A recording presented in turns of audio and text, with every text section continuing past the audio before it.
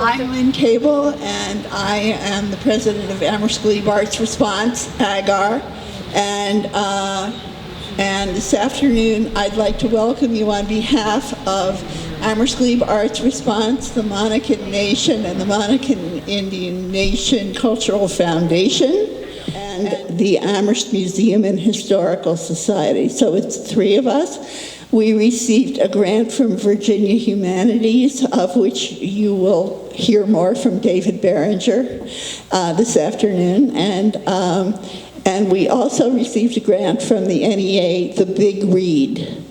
And that is a program of the National Endowment for the Arts in participation with Arts Midwest.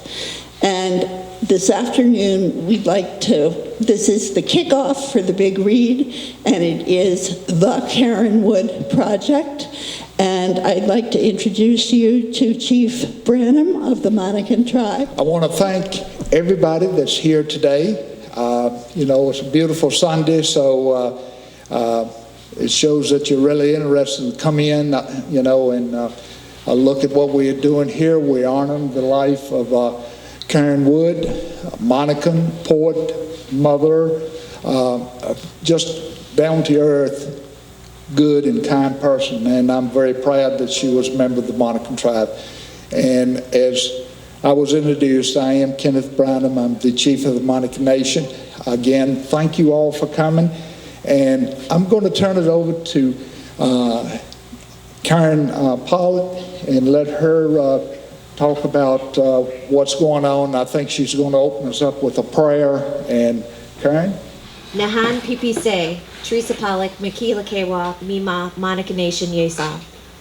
Good day, my name is Teresa Pollock. I'm a member of the Monacan Nation, and I am going to, I'm not going to say the prayer, but I have clipped a portion of Karenne saying a prayer at a speaking engagement in Charlottesville. So I'm hoping that you're all going to be able to hear this. I'm going to do it in our language, and then I'm going to tell you what I said. Can you hear this? Gun ekia sawahantiwa yimikas masi tambui tansnain habai. Nekewa ayikwa kasik enenu yesa. Mankiko ha yukan yota heoma eli Kawaya Conspewa Yatnamsai. Ika amai inyoma napaskiain ika amai Conspewa Gadaya. So what I'm doing is asking the Creator and our ancestors to bring our hearts together in a good way. In English, I say, if you have something troubling, you can leave it outside the door and pick it up on the way out, if you want, or you can just leave it there. But we like to bring our hearts together in the most peaceful possible way, and I want to welcome you to our homeland, because even people who have lived here for generations are still new from our perspective, and we are not new. We've been here a really long time. That's the best I could do with the technology I have currently. But Karenne was a speaker of our language. She was very revitalization so that we could, as the language, and say our prayers to our ancestors in our language. So I'm going to turn this over to my mother, Diane Shields, who will be the moderator for our panel. Good afternoon, everybody. Got it? Okay, I want to make sure. I'm going to introduce everybody up here. I'm going to start over here in the corner with Marcia Robertson. She's part of the Big Read program. She's been the backbone, along with Lynn, to help work on this project. And of course, Kenneth Branham, our chief, Monacan chief. Dave Berenger from Virginia Humanities. My daughter, Teresa Pollock, who is and was a traveling companion of Karenne's. And they have quite a lot of stories, so maybe she'll share some. And this is Adrienne Brown. This is Karenne's daughter. And this is Winona Gear, who she said she was inspired by Karenne on her works in the museum. And Octavia Starbuck, who is our museum person. She's got it all on display up there, and I hope everyone takes time after all of the event here, that you'll go up and take a look at all the display up there, all of the things, all of the beautiful beadwork that Karenne did, and also her work she did when she for her doctorate degree. There's some stuff up there about that too. And I'm going to talk just a few minutes and then I'll pass it off. We're going to have, since Karenne was a poet, we're going to have Adrienne read a poem in between each of our speakers here. That way you'll get a little bit more about the poetry. I first met Karenne back in the 1990s at a powwow, and she came up to me and she said, "How can I help?" And I said, "Who are you and where are you from, and let's talk." And it went from there to the fact that she was a grant writer, and she was very good at all of that. So she wrote a grant, and she and I went to work to document the Monacan Indian community, our history, our genealogy, our government, our schoolhouse, everything. We worked for over 4 years. Now, this was back in the 90s when we didn't have Google. So let me just tell you, we had some traveling. We went to DC, we went to the Philosophical Society, we went to Roanoke, to the diocese, to different places to do our research. At that time, Karenne lived in Fredericksburg, and she would come down and stay at my house 3 to 4 days a week so we could work on the grant. And of course, there was no internet at that time, no Google at that time, so everything was hands-on, note-taking, research, documentation, calling people for appointments, no emailing for appointments. You had to find these people to make appointments. So anyway, we worked for 4.5 years on that, and she found her actual love was to revitalize our language. And of course, she went on after that, our time that we worked together, to get her doctorate degree in that. But she wrote our federal recognition petition off of all of the documentation that we pulled together for our research. And of course, it took us, how many years, Kenny? Was it 20? 18 years for us to actually get federal recognition. But that document that she put together from all of the research we did is what got us our federal recognition. So she was my friend, she was a co-worker, and she was family, and she's truly missed every day. So I'm going to let, you ready? Mm-hmm. Okay, she wants to read a poem. You going up there? I'm going to go up here. All right. Well, I want to thank everyone on behalf of our family for being here today. As Diane said, my mom she was a force, and her presence is deeply missed. I know some of you couldn't hear the prayer, but it's been a while since I've heard her voice, and that was wonderful, but also, got a little emotional before I expected to. My mom had 2 kids, me and my sister Emily, Moria, and stories, language, the Monacan people, she kind of adopted as a 3rd child. And when she was away spending nights at Diane's house, I was very jealous of that 3rd child. I'm supposed to be the favorite.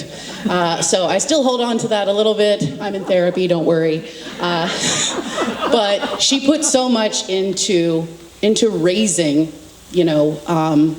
these voices, this language, these stories, and she worked so hard toward federal recognition. And if she was still with us, I can only imagine what she would be doing now and what she would continue to do. But I'm grateful to be here as her voice. She was also a very nervous public speaker. Sadly, never really gave herself as much credit as everyone else did. And I'm so glad that her words are still here. I'm so glad that I'm able to share them with you today. So her Indianness was always something that she was very proud of. When she was growing up, very awkward. Didn't quite know where she fit in, but was always interested in learning more about our family history and digging into that Indian heritage side of what made us all us. And so when she was able to connect and find her tribe, she really changed in the best way and found her home. And so I'm also forever grateful to, the fine people of Amherst and Madison, and of course, all of our Monacan family for embracing her. But there were a lot of times when folks would question, her Indianness. So the poem I've chosen to open with is called My Standard Response. Right. 1, the first question is always phrased this way. So, how much Indian are you? 2, we did not live in teepees. We did not braid our hair. We did not fringe our shirts. We did not wear war bonnets.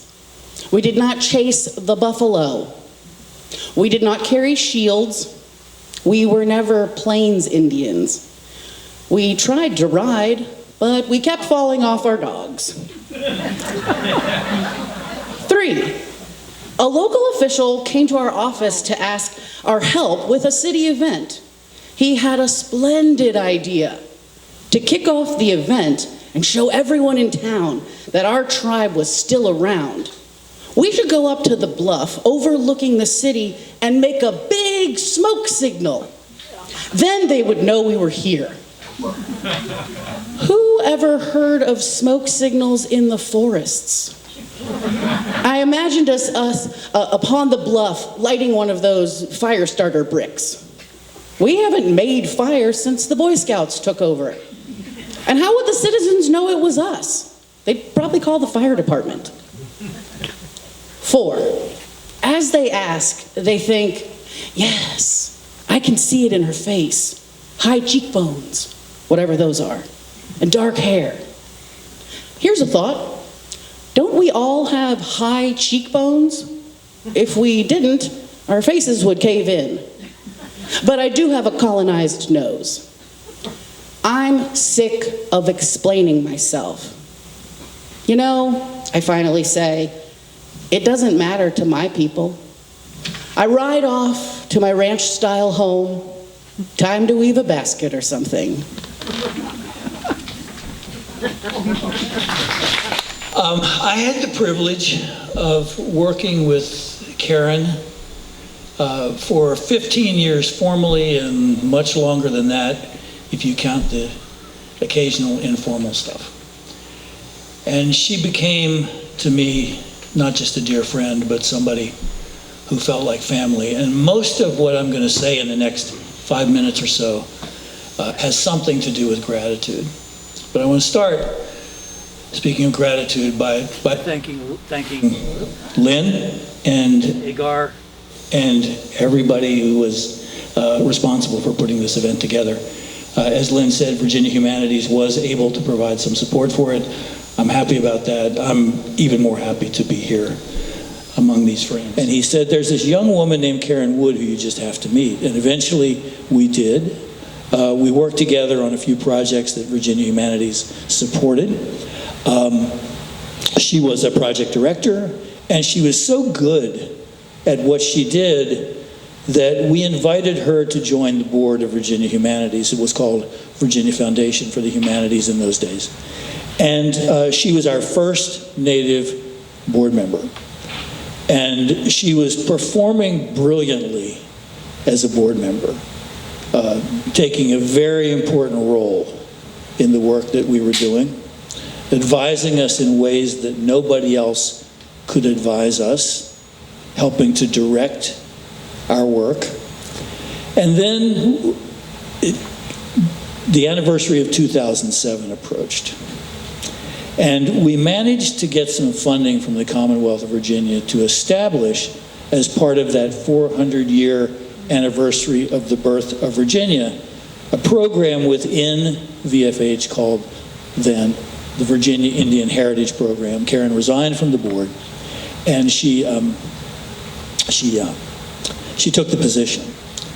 But when I first knew her, and this is something else I want to just throw into the mix here, she was a repatriation coordinator, meaning that she took sacred and ceremonial objects from the places where they were residing, far from their homes, and she took them home. And I think after scores of conversations with her about this.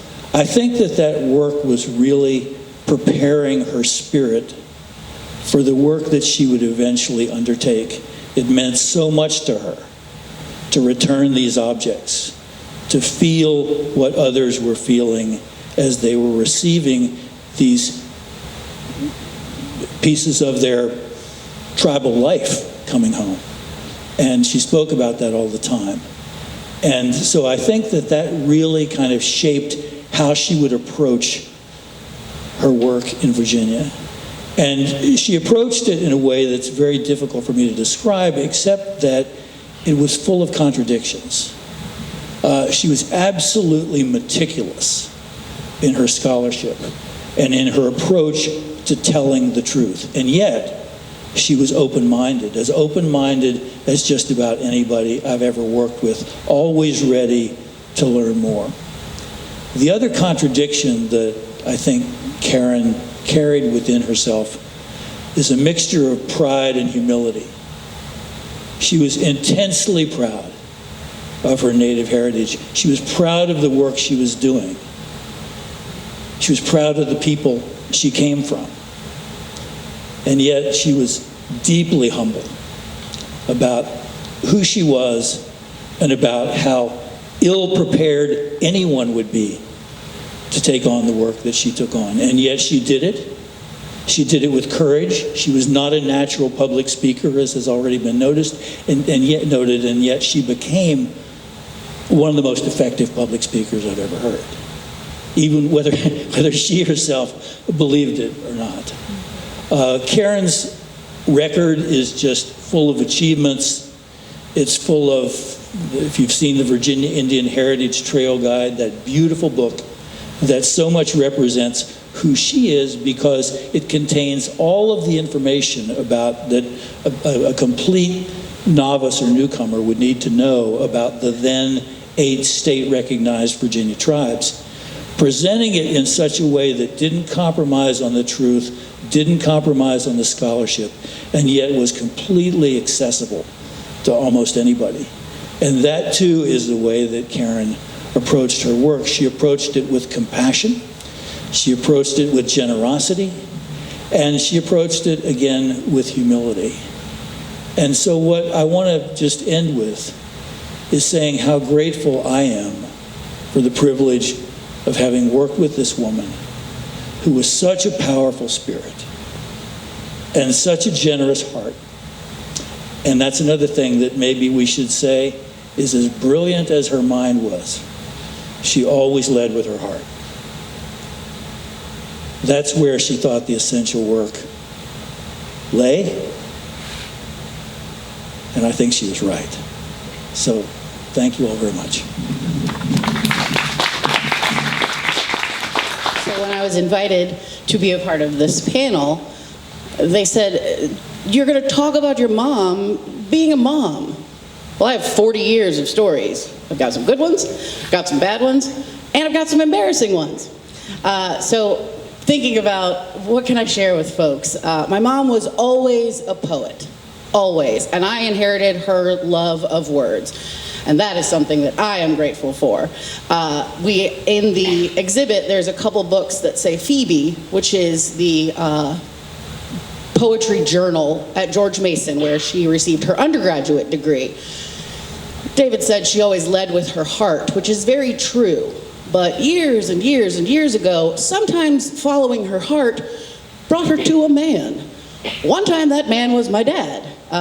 I'm also grateful that they got together, because I'm here. But she was very young. A lot of folks also don't know that, yes, she received her doctorate from UVA. She did not, however, graduate from high school. So she went back, got her high school degree, made a baby, me, and then as a very young woman, pursued her undergraduate degree while raising a baby at George Mason. And one of the stories that I know she would absolutely kick me for telling, you're going to get to hear today. So it's a lot to balance, trying to raise a child and go to college. So she had to scramble, she had a paper due. So on the campus she goes, baby, me, in tow. Now, without getting descriptive or inappropriate, babies tend to like a certain area when they are babies. It's where the food is. So, walking through the halls on campus, baby in tow, my mom is running to deliver this paper and does not notice that the baby has unbuttoned her top to get to the area of preference. She turned the paper in. She did get her undergraduate degree, but I, of course, don't remember that story. It was a mistake to tell it to me, but I will shout it from the mountaintops anytime I can because it is terribly embarrassing, and that's what children live for, to tell embarrassing stories about their parents. The next poem that I'm going to read is called What It Is, and this is a poem that she wrote for Mandy Smoker. Around us, charged particles of sound, languages lost, every word for what matters. We can feel lightning before it arrives. The scalp tingles, sparks course through capillaries, hairs electrify. What Indians won't say in any language. We can't forgive ourselves because we lost the land. Lost it. Does why matter? Fenced out, we turn away but cannot let go. Every evening, bruised syllables, trees full of owls, a cacophony of sirens, ghost children who do not live long enough to own a past, embers smoldering on our lips. So Karenne and I traveled quite a bit. When I divorced my husband, I moved back here to be part of my community. And Karenne and I became very, very fast friends. And something that David said struck me, and I need to definitely confirm this. She did not feel right speaking in front of people. And I, to this day, have a problem with that. But what she said was that she spoke for the people who could not. She spoke for the ancestors that did not have their voice. And that she felt that whatever she did was going to be right because they were there standing behind her, speaking through her. So I'm hoping that that's coming through today because it's very emotional just hearing her voice in the prayer and hearing the stories and seeing Adrian, which I haven't seen Adrian in forever, and talking about my dear friend who's been gone for a while now, and I miss her desperately. But we would go to powwows, we would go to speaking engagements, we were involved in a lot of things, and I want to tell a story about going to repatriate a Hopi mask when she was working for AAIA, and so she's like, she was in a series of car accidents, so she had a problem driving. So she's like, hey, can you go with me to Arizona? And I'm like, sure, when? She's like, well, I have to take this Hopi mask back, and I can't get to the reservation, and I need somebody to be able to drive. She says, I'll pay for the hotel, and all you have to do is pay for your food. I'm like, okay, I'm on that. So we drive to Northern Virginia, fly out of BWI, fly into Phoenix, Arizona. So we get into Phoenix late at night, get to our hotel room.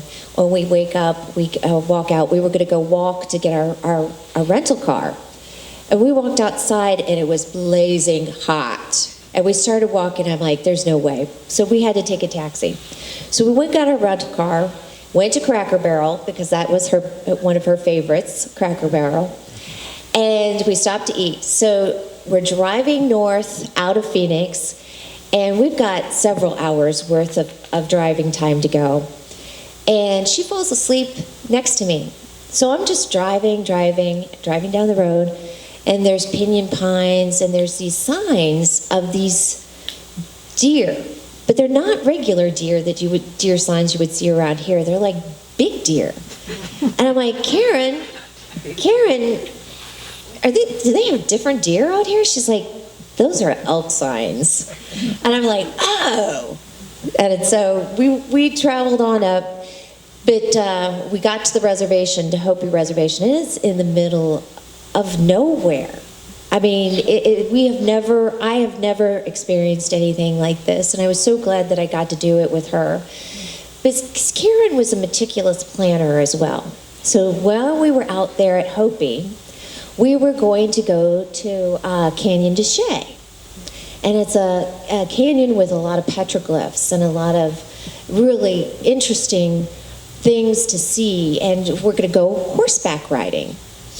And so we participated in the ceremony returning the Hopi mask, which was an unbelievably spiritual experience for me and for Karenne. We were invited to go into the kiva and to do the celebration, and then the next morning we got up early and we were able to see all the people come out of the kiva celebrating the return of the Hopi mask.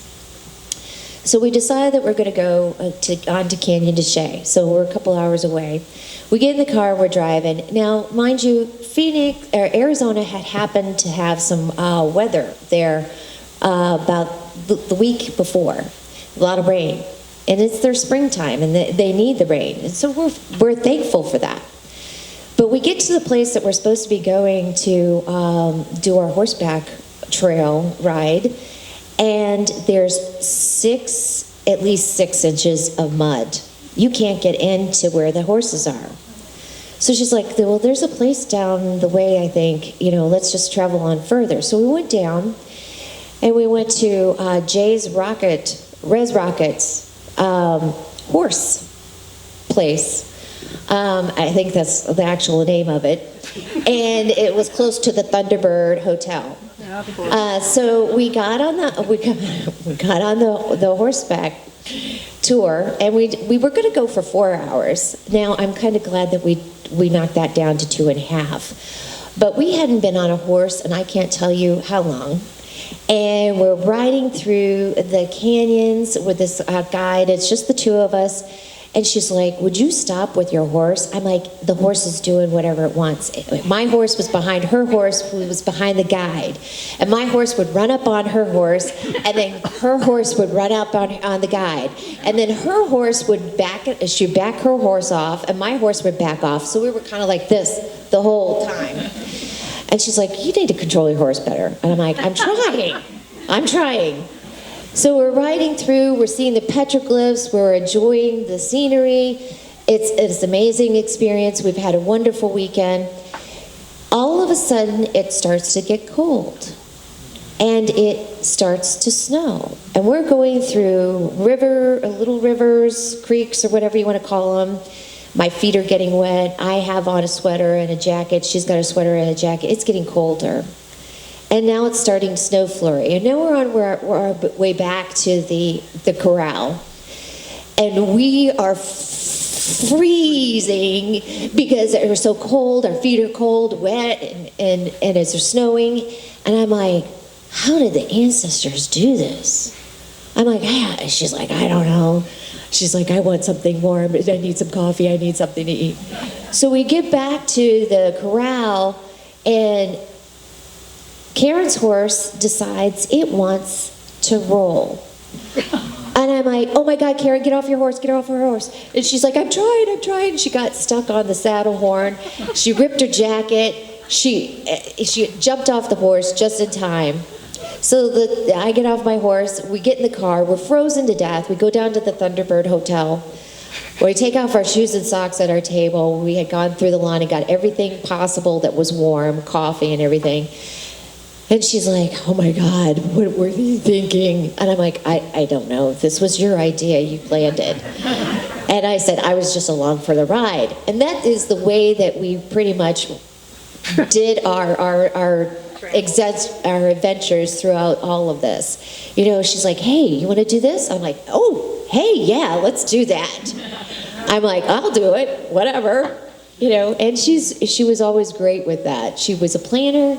She had great ideas, knew what we should be seeing, and I was like, okay, I'm along for the ride. And I miss her to be along for the ride for this.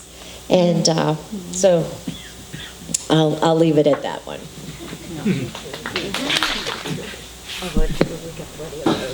I was really hoping for the horse riding story. And what a glowing recommendation for Jay's Res Rockets Horse Place, I believe. Don't try to Google that one. I don't really think that was the name. Res Rocket Horse Place, that's what we're going with? I would be surprised. So, talking about driving, and I can say it, she was my mom. Worst driver on the planet. I can attest to that. Oh, just awful, awful. She learned to drive with both feet. So I think that's where we really got off on the wrong feet when it comes to driving. That's not how you're supposed to do it. But Teresa would drive her around. I would drive her around. She had a terrible, terrible fear of bridges. Not a unique thing, but there's a lot of bridges in Virginia. So sometimes if she had to go somewhere on her own, well, how are you going to get over the bridge, Mom? So we're driving one day on some back windy roads, just little country roads, beautiful little drive, and I see a sign that says bridge ahead. She's not really paying attention, so I was really setting myself up perfectly here. I see a little narrow bridge ahead. Now the bridge must have been from me to Octavia, okay? Maybe 2 car lengths.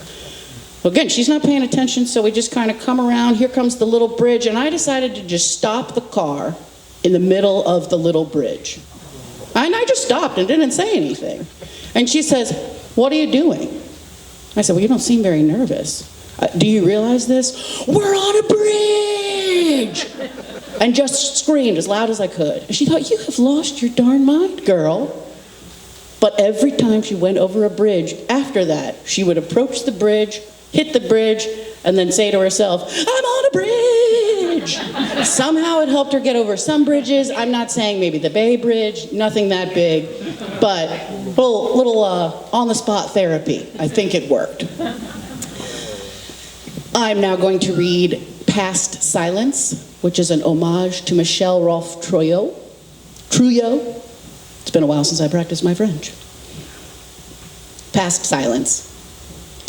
Stories are made of silences. We know this. What matters becomes narrative. What is thought not to matter is excluded.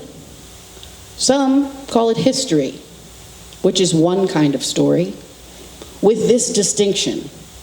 In the Western manner, the pretense to exclusive truth. We had other kinds of stories to show how we came into the world, how to behave as one among many, to remember holy places that distinguish the land, places touched by spirit, how to avoid mistakes of all kinds, how to find beauty, how to reciprocate, how to think in balance. We knew time as a series of cycles, that we do not progress, but repeat. We called ourselves human beings, the people. We were related. We had orators, keepers of wisdom, traditions, faith, law, who were careful not to omit, who gave us the stories in winter when animals were silent and we gathered near our fires. It was a good system. It worked well for thousands of years. The unthinkable happened. Disaster, which defied definition, defied even the words with which our questions were phrased. We had no instruments for imagining this. Others entered our world. They named things that had names, created fields of power, semantic, transformative power. They named us. The silences began when they discovered us, when we became other. Homeland became wilderness, land virgin, read empty. Inhabited land, they could own it. Doctrine of discovery, they could take it.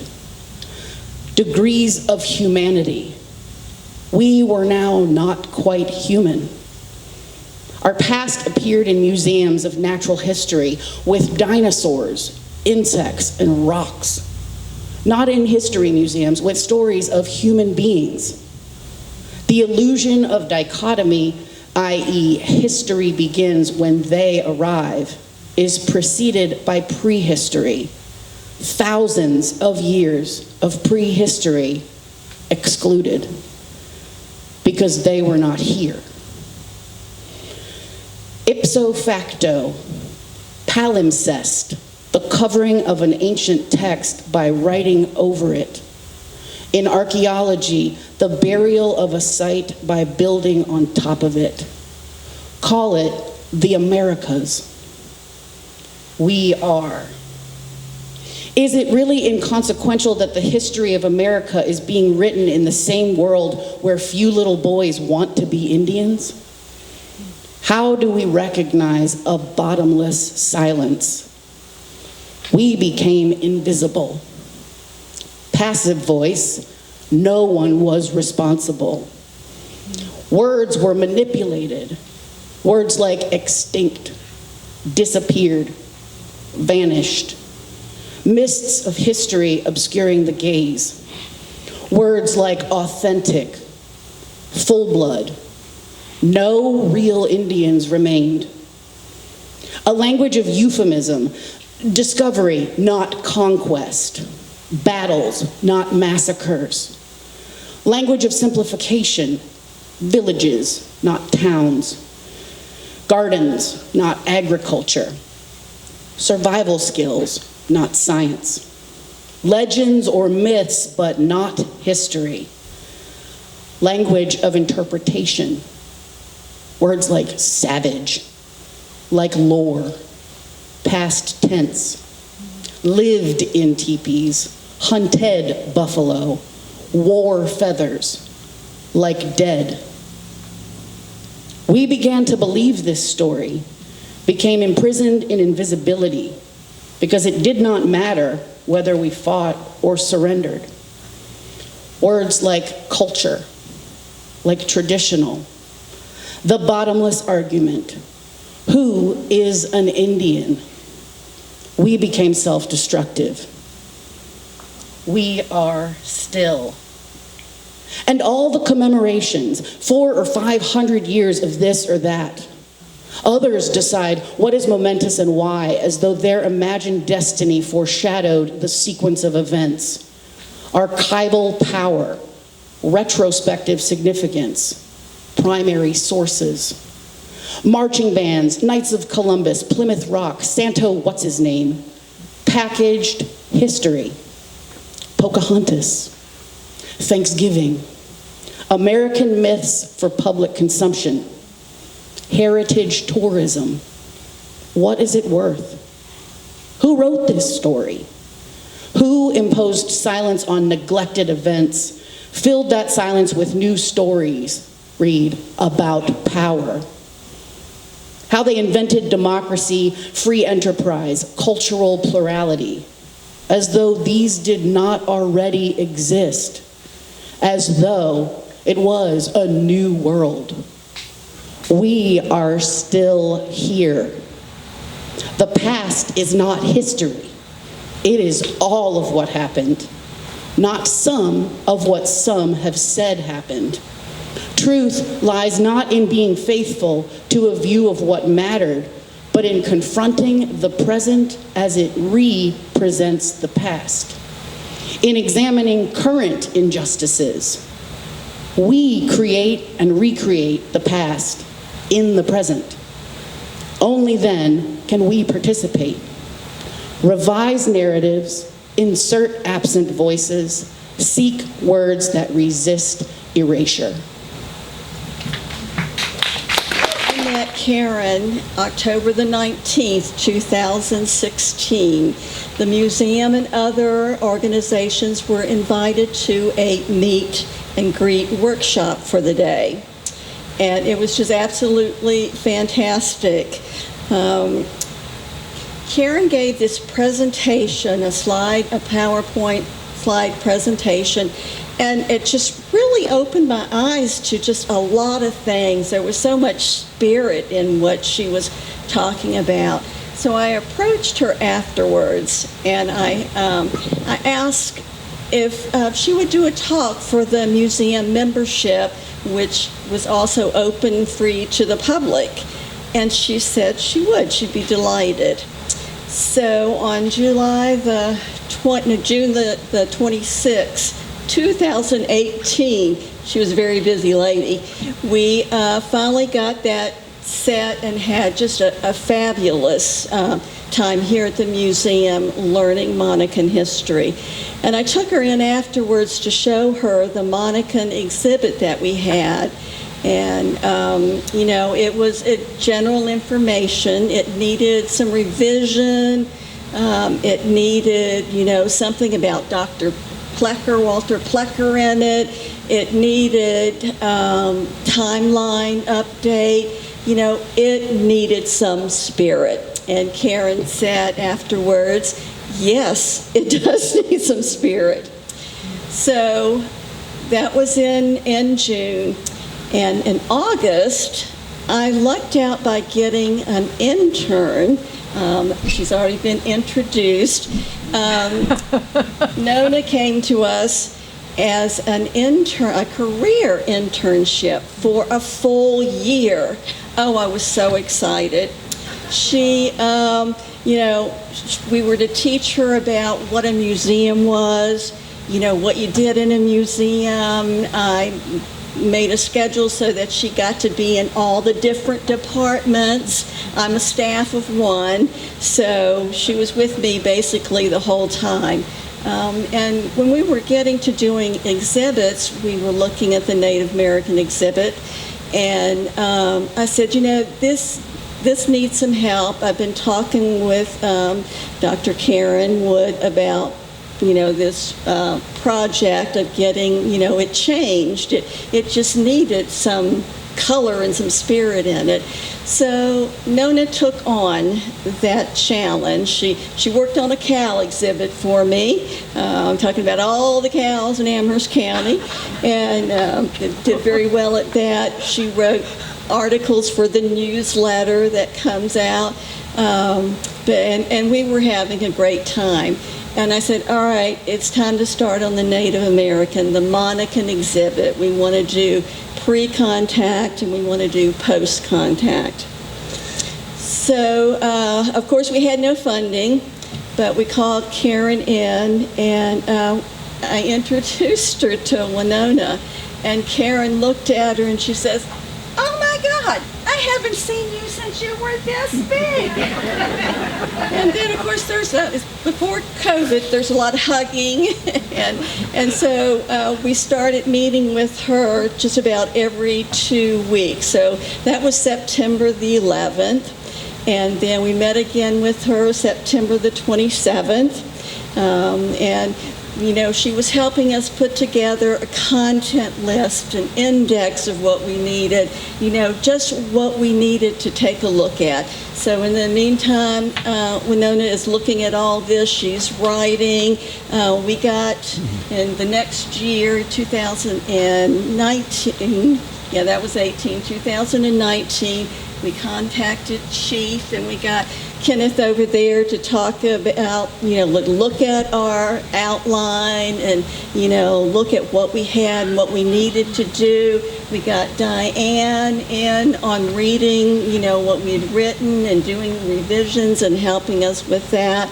And then COVID, of course, hits in 20, and it turned out that we couldn't have public events. So I had funds from the Greater Lynchburg Community Foundation. And so I went to Mr. Bodine and I said, we can't do the Colonial Day that I usually do. I'd like to use that money on our Monacan exhibit that we've been working on. Well, Nona graduates from high school, but she continues to work with us on this project. And finally, in, October of 21, we actually get something on the walls. And we're very excited to have you see that. And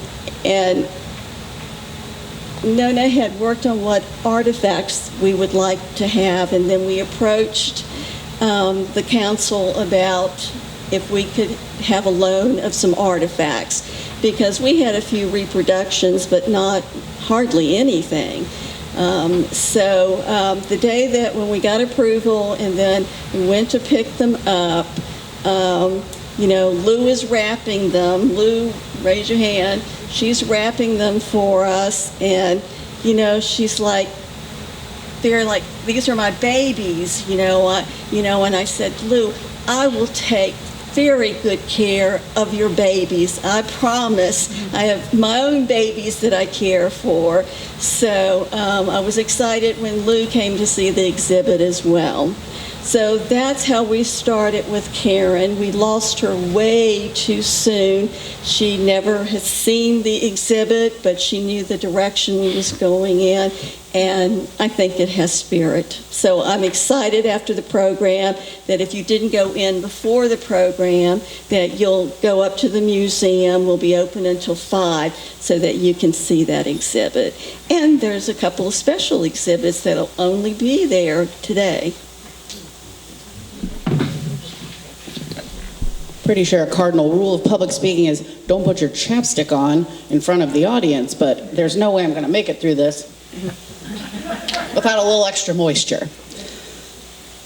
So, as Octavia said, we really did lose my mom too soon. She was 59, which, And so I think about all the things that she wasn't here to see, just in the short period of time since she's been gone. She didn't get to see me buy a house with these mountain views that I know she would have been equal parts jealous of and proud of, but also very angry because I got the mountain house, she didn't. COVID would have been a real B word for her. So I am glad and grateful that she moved on before any of that happened. Now, regardless of your political leanings, my mom was not a fan of Mr. Trump. So I'm also not sad that she got to miss a little bit more of that party. But the thing I'm most bummed about her missing is the Washington football team name change. Yes. So here's the ad. You can do the math. She wasn't a fan of them being called the Redskins. I'm pretty sure there are not a lot of American Indians who were hooting and hollering about how awesome that name was. But my mom, very against it. The high school that I attended, the mascot was the Indians.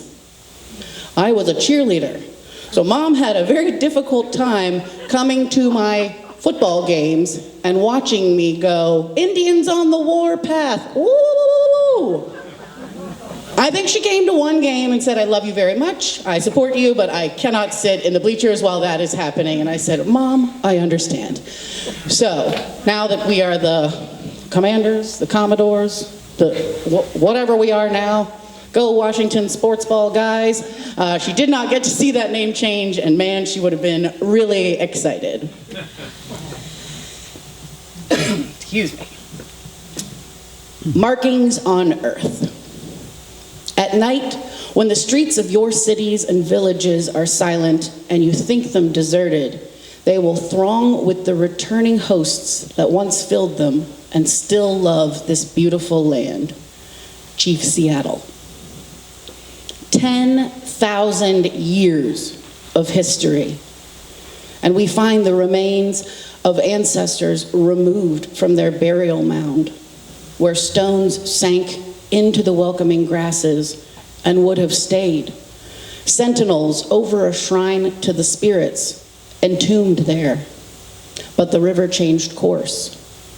It did not save these bones. It was lifting them out of the earth. 900 years before us, 50 generations, the earth diggers, Monacans, knew the land and buried what remained of their families in 13 known mounds. The dead were safe where they lay, until at an appointed time, we lifted stones and carried our relatives to the sacred ground. Releasing their spirits required 4 nights of music and fire. The dark wood charred into ash. We reburied them by a dogwood grove, our mound rising, 15 feet of earth and Monacan bones.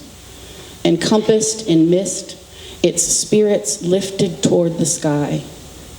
Of the mound, what now remains but a small hump, plowed down, the ceremonial stones thrown away?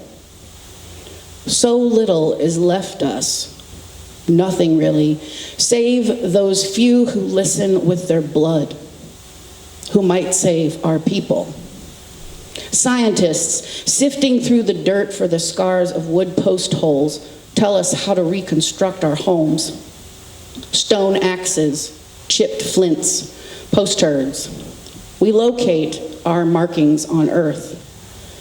As the only descendants of a nation, we remain to find ancestors stored in warehouses, bagged, labeled, their spirits neglected, dust pressing over their bones in the spirit of historical research.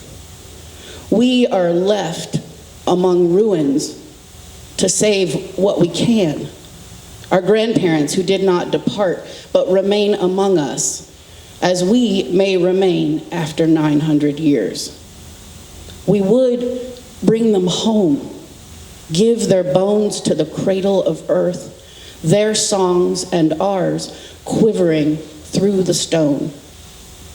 We are their families, weeping for stones we cannot find, for the blue shroud of spirit rising like breath, for the tattered earth we recognize but have not been able to save, remembering stones, rivers, hills, dogwoods, spirits. We are safe for now. The earth and sky remain.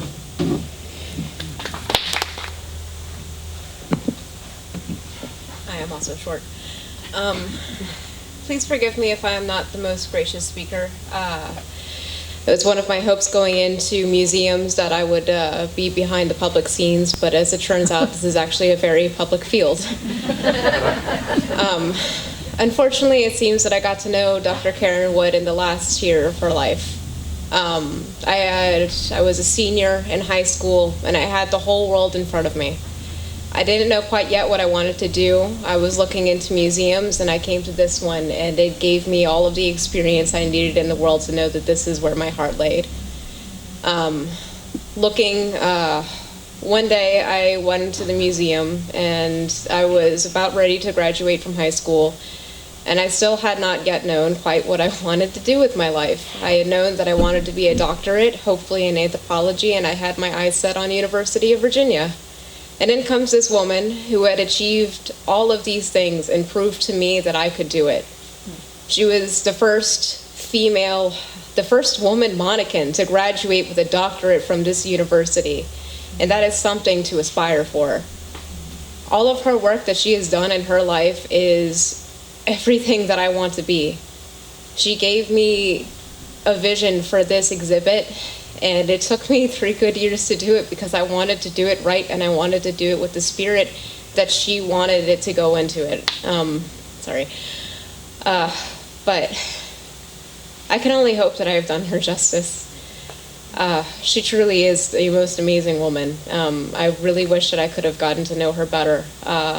From what I've learned, though, and from going to school so far, getting this far, I've learned that it takes a lot to keep that spirit.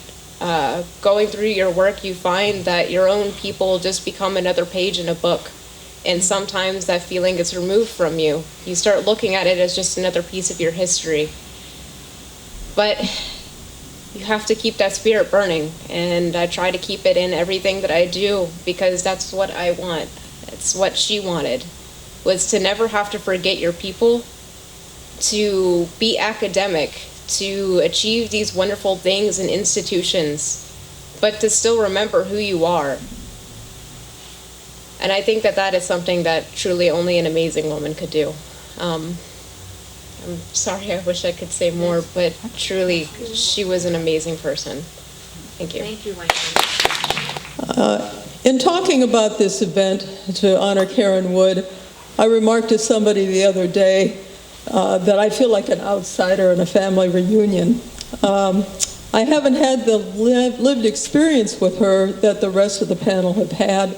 I can't have the kind of shared memories and conversations you're having about her, to remember the time when we went, right? And the laughter. What I have to talk about are her words. I've read her poems, I've seen the interviews and some of her official talks, and what everyone has said has surprised me because I was struck with her infectious smile, her humor, and her utter precision of speech, unlike my ums and stutters and gaps that come out when I don't have a text in front of me, even when I do. All right?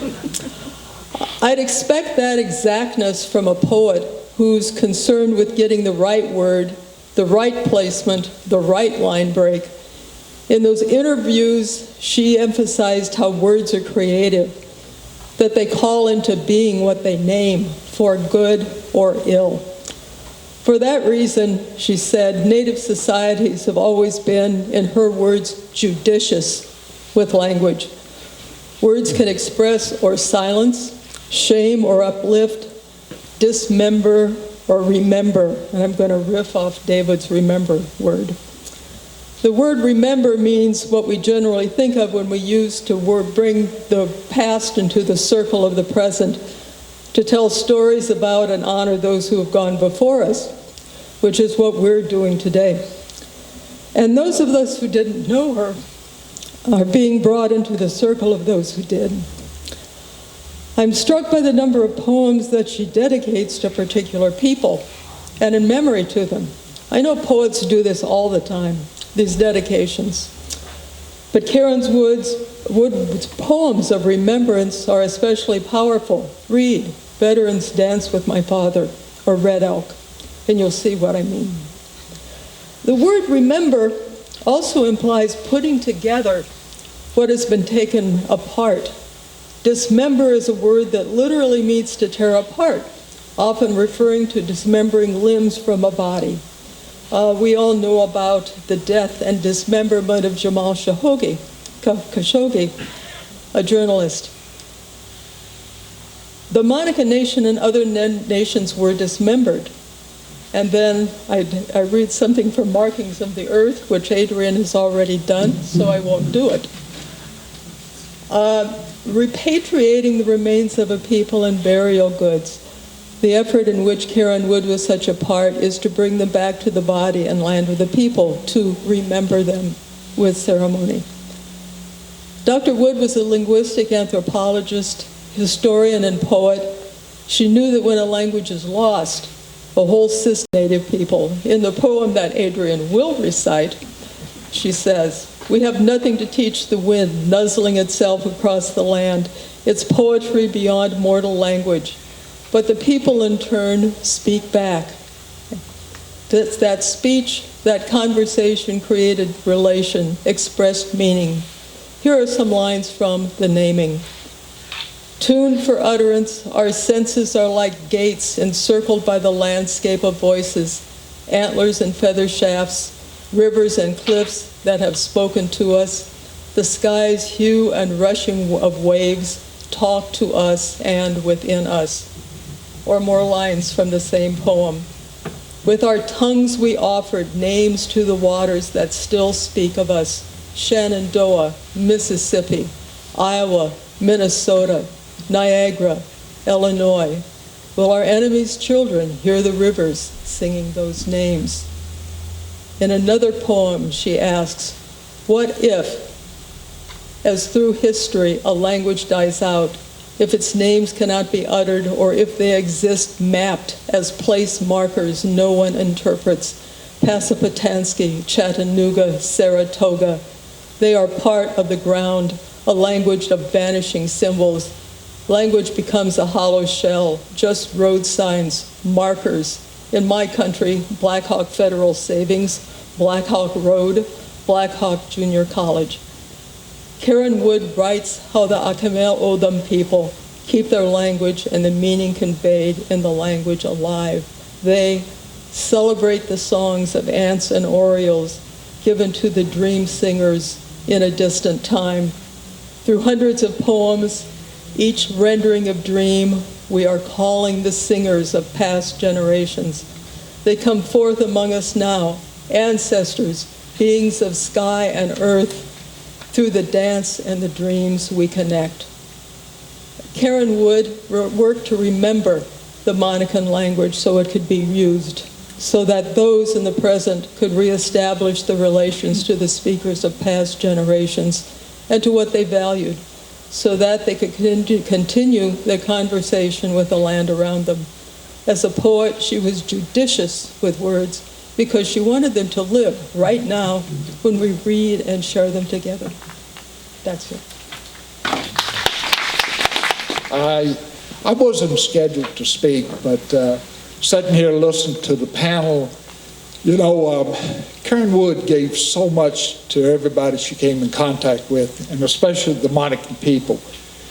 Years ago, when I was 8 years when I wasn't chief, and during that time, I lost my mother and lost my mother-in-law. That's why I didn't run. But during that time, a project came to our attention, RASAVAC.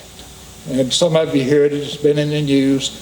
And we asked Karenne Wood, would she be our representative with the James River Water Authority?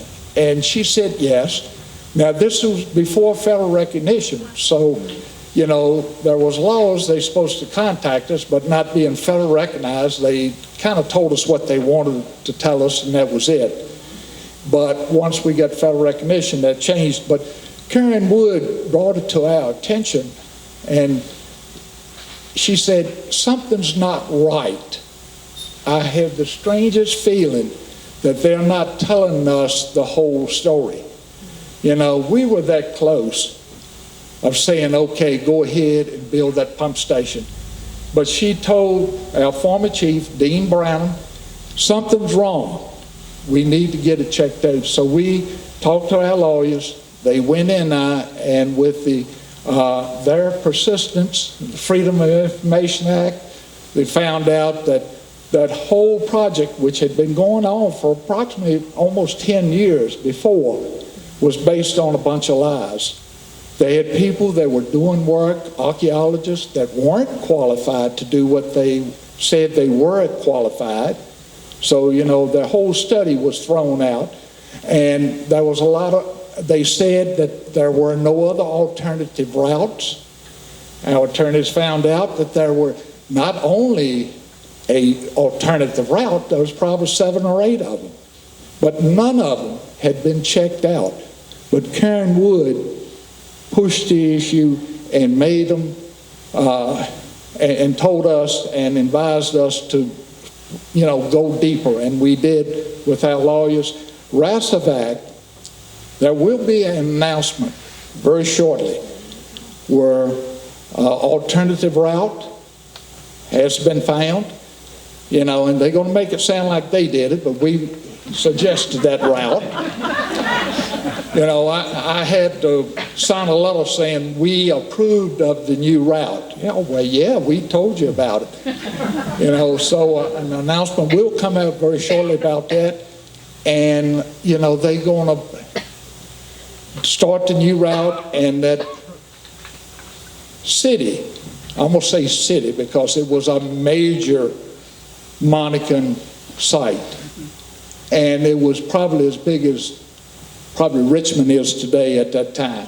And it's documented from, you know, I hate to say, but it's true. If a white man ain't here, it wasn't history. But John Smith was there, and it's been documented through history that we were there, and we were there even as late as the mid-1700s. So there were some things found that made us pursue this. They tried to buy us out, but I told them at a town meeting there was enough money in this country to buy this site.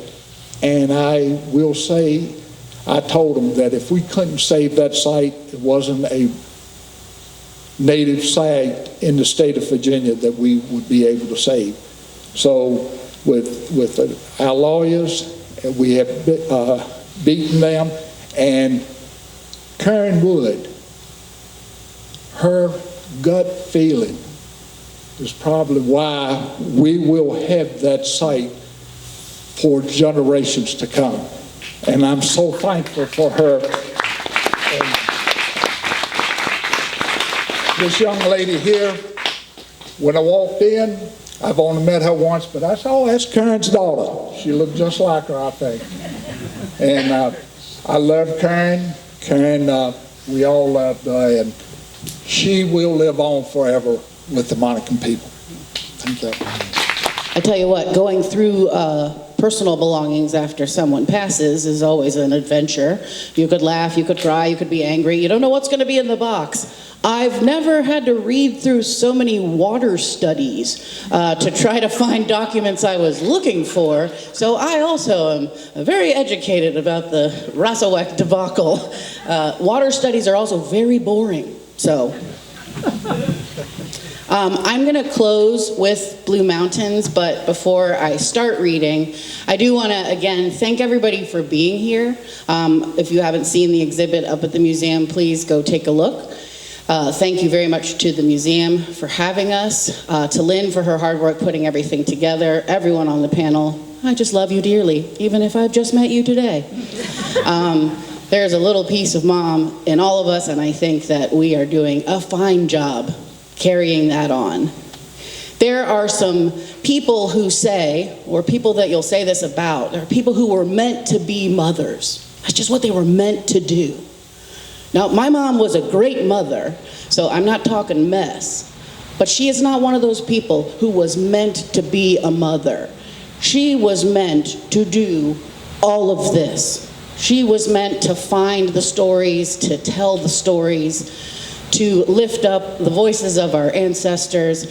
She found her purpose, and again, although she could have continued to do so much, damn if she did not do a lot while she was alive. I am very proud to be her daughter. I miss her, of course. One thing, when she was very, very sick at the end, she really, really, really wanted to go to the beach. Really wanted to go to the beach. Tried to plan a trip with Teresa. I don't think she could have made it to the beach, but she was going in her mind. So when she passed, I took her to the beach. We went to the beach on the East Coast. I took her to the beach on the West Coast. I said, you want beaches? I'm going to give you beaches. And then I took her remains, and they are under the pear tree on Bear Mountain, and then in some other parts of the Blue Mountains. So I think I took her to all the different homes, to whence she wanted to return. Ooh, don't worry about the grammatic structure of that sentence. We're winging it, but she is always in the Blue Mountains, which I know is where she wanted to be. Blue Mountains. Bury me up there in the high blue mountains, and I promise that I will return to teach the wind how to make poetry from tossed about and restless leaves. Lorna Goodison. Beyond Charlottesville, mountains lift ridges toward clouds, cropped where towers or ski slopes are rising. The land undulates in paint spots of redbud, azalea, columbine, dogwood, apple blossom, then pine and cedar, surprising chartreuse of new hay that come autumn will sit spiral rolled in the fields, steam wavering upward as though it could breathe. Past white-fenced pastures in Albemarle, each claimed by someone the ground will eventually own. Sometimes, enveloped in fog, we become almost spirit, lifted away. We think, this is like wanting to die, and wrench ourselves back to breathe our way hard into Amherst, home country. Drive down, up Father Judge Road, where Bear Mountain leans from Tobacco Row. A row of blue mountains we never abandoned, and lavender mist that swaths High Peak the way old women's shawls wrap around their knees. Now, a thin glint of light flashes, tears of one or another who still weeps for us, and the ever-loving earth. The mountains speak in our voices. This too will pass. This and this. We who remain also will pass into their realm, restless as leaves, to shine beneath feet of contemporary pilgrims, tearing at surfaces, skittering across the earth's face. We have nothing to teach the wind, nuzzling itself across the land, its poetry beyond mortal language. Bury us in the Blue Mountains, our bodies the earth they have always been. We will grow into trees and animals, turn soil back into elk's grass, and ask to return as an elemental brightness that gleams with the most furious love. Thanks again, everyone, for coming, but thank you most of all to the panel. I'd like to thank Chief Branham, David Behringer, Teresa Pollock, Diane Shields, Adrian Brown for being so brave as to read that last poem, which was amazing, Winona Gear, and Octavia Starbuck, and Marcia Robertson, who's over here. And thank you again to the National Endowment for the Arts, Virginia Humanities, and to the Greater Lynchburg Community Foundation for helping us put this program together. And please go up. We have got Karenne's regalia on display up in the museum, only for today. So if you miss it today, you can't come back and see it. And some of the monographs she wrote, some of her theses, her books. If somebody wants Weaving the Boundary, there are a few copies left, and you can just take one home. And thank you very, very much for coming again. Like Lynn, I need to add to thank everyone who is participating in this, our partners, the Monacan Indian Nation, the Amherst County Museum and Historical Society, and Octavia Starbuck, our host for this event, the Amherst County Public Schools, the Amherst County Public Libraries, the Amherst Virginia Women's Club, the Central Virginia Agency for Community Living, Sweetbriar College, Central Virginia Community College. Special thanks to Catherine Bost, Nancy Marion, to Rebecca Rhodes of Blue Flower Arts Speakers Agency, and to Joy Harjo. I'll try to make this fast, folks. This afternoon, I'm giving a brief introduction to An American Sunrise and to Joy Harjo, 23rd United States Poet Laureate, an enrolled member of the Muskogee Creek Nation, and one that doesn't just list her 9 books of poetry, 2 memoirs, her work as a musician, performance artist, playwright, teacher, and mentor, though on further thought, this range of achievement is the point. Poetry, dance, graphic arts, theater, all of these are marginalized in standard school systems and siloed in American life. When Harjo studied poetry in school, it was in terms of metrics and what she calls the stylized language of a century ago. She says, poetry taught this way was an irrelevant stranger to our ears when we naturally made poetry on the playground and jumped rope to it. We were not taught how this poetry could bring rain, turn the heart of a lover, speak truth to a dying country. We did not know how poetry lived in our tribal communities, often sung or in the language of speeches and in speaking, doing the hard work of ritual. We could have been taught to listen. That these arts could be central in Harjo's life was partly due to a lucky break. In order to escape a controlling and abusive stepfather, she enrolled in the Institute for American Indian Arts, a BIA-funded boarding school in Santa Fe. Harjo came to the IAIA during the late 60s, a time of renewed American Indian activism and visibility. N. Scott Momaday's Housemaid of Dawn was published in 1968, the same year that the American Indian movement was founded in Minneapolis. Alcatraz was occupied the next year and followed by the occupations of the D.C. Bureau of Indian Affairs and of Wounded Knee. This activism came in part as a reaction to an era of governmental termination of tribes and to policies that relocated Native people in cities to hasten their assimilation into American life. Both of these moves were aimed at eliminating tribal sovereignty and reducing treaty obligations to Native people.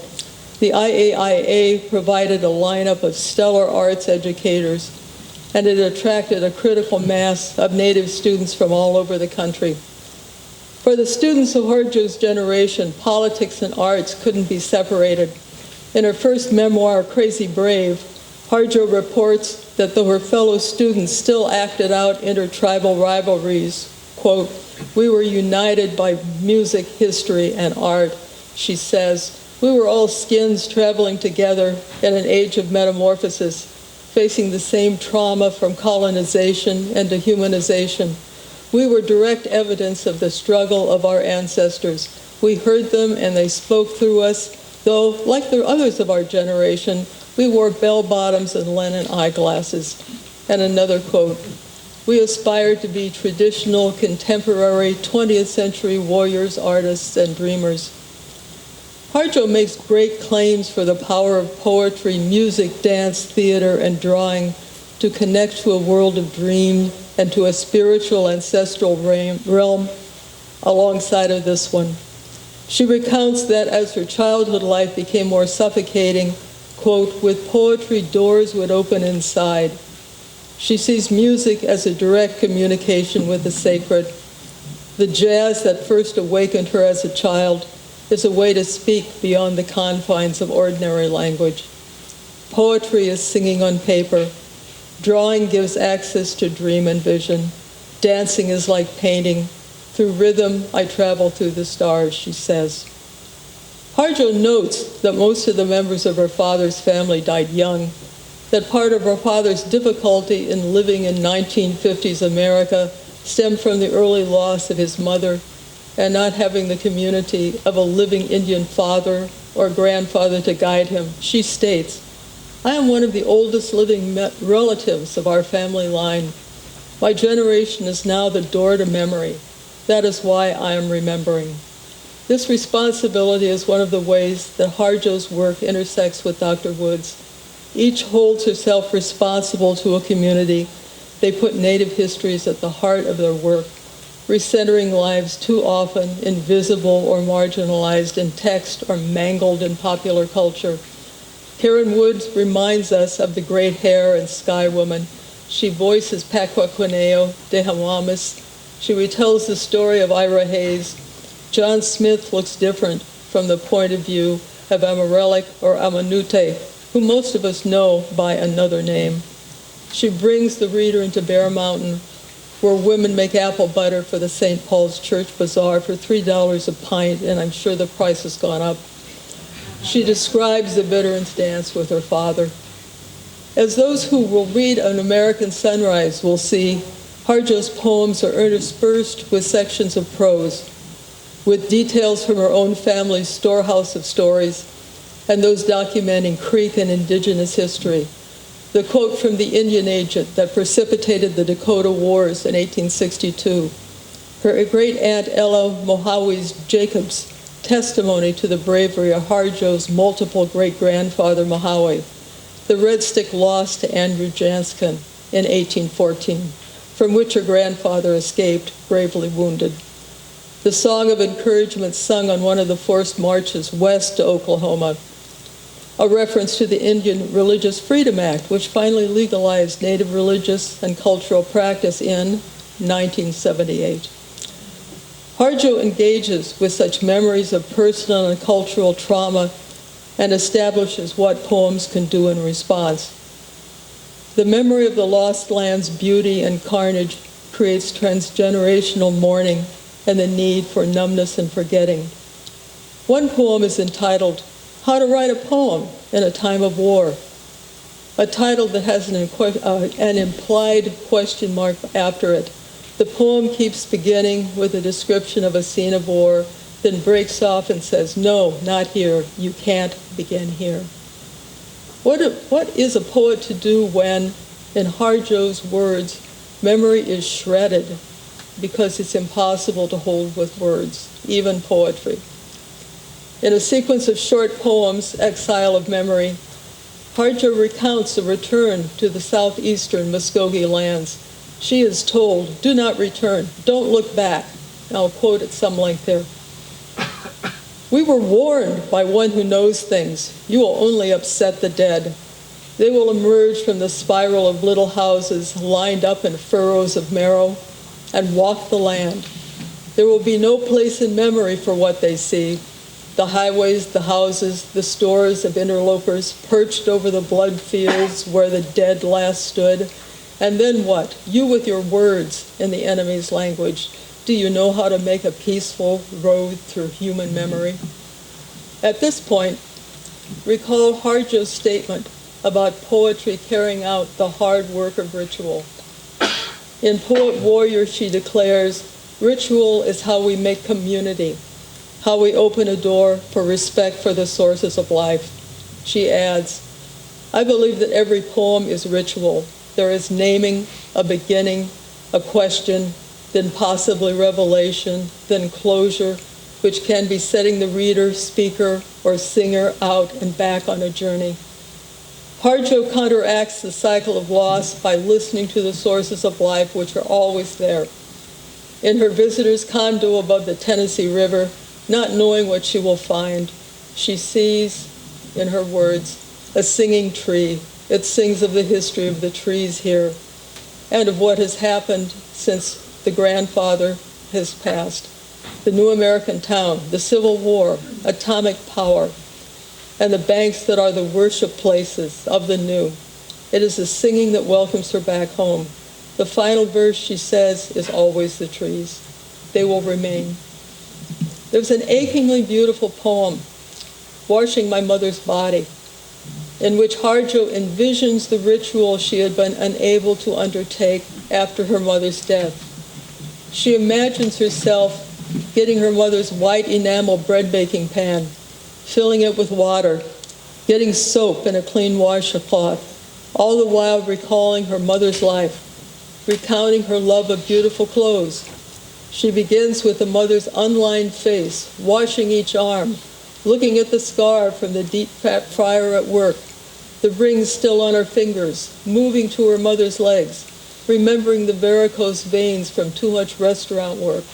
At the end, she wrings out the washcloth, arranges her mother's hair, and lets her go to return to the earth. It's a ritual of grief that is also celebration of her mother's constant singing in the face of loneliness and abuse, and even of her absent father, who, in her words, looked for a vision or song to counter the heartache of history. The poem ends with these words, I emerged from the story, dripping from the waters of memory. Part of the bedrock of Harjo's poetry is her assertion that the cycles of human life exist in eternal time, that the earth is in a perpetual state of giving birth, that we all travel the cycle of life and death, sunrise and sunset. I'm reminded of Karenne Wood's lines, bury us in the blue mountains, our bodies, the earth, they have always been. In Harjo's words, we follow the red road home, one behind each other. We give way to new beginnings, to the next generation, to the stories they will create for themselves. All night, she says, we dance the weave of joy and tears. All night we're lit with the sunrise of forever, just ahead of us, through the trees, one generation after the other. There's a lovely passage describing her daughter's birth, the moment her child is poised between worlds, and then She took it, that girl who was beautiful, beyond dolphin dreaming, and we made it. We did it on the other side of suffering. In this context, the perpetual weave of suffering and joy, the continual birth of the new, that she exhorts the next generation in For Earth's Grandsons. I'm leaving out some lines. You are made of the finest woven light, from the iridescent love that formed your mother's fathers, your grandparents, all the way back on the spiral road. No matter what happens in these times of breaking, no matter, you are born of those who kept ceremonial embers burning in their hands, all through the miles of relentless exile. Those who sang the path through massacre, all the way to sunrise, you will make it through. It's the job of each generation to, in her words, plant new songs with words. The title poem toward the end of the volume goes back in time to paint those traditional contemporary 20th century warriors, artists, and dreamers of Harjo's work, and points to the work yet to be done. 40 years later, and we still want justice. We are still America, we. Harjo often says that poetry addresses every aspect of life. That's what she does in this book, and that's what I also see in Karenne Wood's poetry. Harjo celebrates redbird love, writes an ode to her husband's brown feet, dedicates a poem to a friend on becoming 70, gives advice to those who govern, and relates how the trickster rabbit invented the saxophone, the instrument Harjo loves, but for ulterior motives. And finally, like every church service, Harjo ends with a call and response benediction to the land and everything in it. Only a few lines here. In full, it's 2.5 pages of benediction. She says, "Bless this land from the top of its head to the bottom of its feet, from the Arctic old white head to the brown feet of tropical rain. Bless the mouth, lips, and speeches of this land, for the land is a speaker, a singer, a keeper of all that happens here on this land. Luminous forests, oceans, and rock cliffs sold for the trash flood of gold, uranium, or oil bust rush, yet there are new stories to be made, little ones coming up over the horizon." Lynn, are there brochures here? Or have you already handed them out? Brochures. There are many brochures. There are, all right. They all have them. They were there. Okay, so please consider coming to listen to live or virtually to the talks that Joy Harjo will be giving tomorrow at 4 o'clock at Sweetbriar or at 7 o'clock at the Monacan Community Center. There are QR codes that will allow you to register, and if you have questions, please consult Lynn about the technicalities. All right? And I think we should now go up and see the rest of the exhibit.